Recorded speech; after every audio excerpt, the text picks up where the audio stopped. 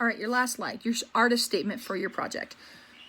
An artist statement in this context is really more of a project statement, but it's if your artwork's hanging on the wall and you're not there to tell somebody about it, like say it gets put into a museum or gets put on display and no one is there to explain it to the viewer, your statement should explain it. So, this is really going to be like, if it's an artist statement, usually there's a part about you as the artist and then part about the artwork. We're going to figure that out.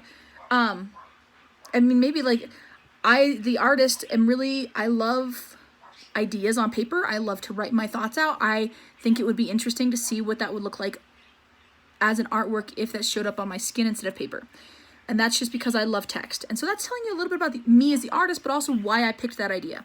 Like if you were like the kid who like picked the anime characters as real because maybe you have watched every anime ever made. I think that actually is my kid. I think he's watched them all. So you're going to tell us why you picked that question. Like, why is that question even something you're interested in? And then you're going to tell us about the artwork. Like literally, if your artwork were sitting on the table with a whole bunch of other people's artworks, you should have enough detail and description about what yours looks like that it makes sense that we could match your paper with your artwork if we scrambled them all up. Okay?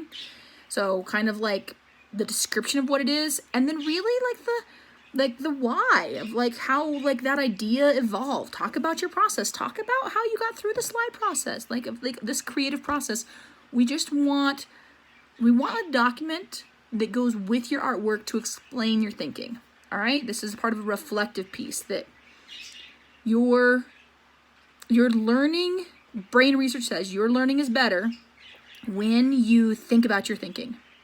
When you reflect on your making, your learning is better. It also is better for teachers too. When we reflect on how good or bad we are as teachers, we get to be better teachers.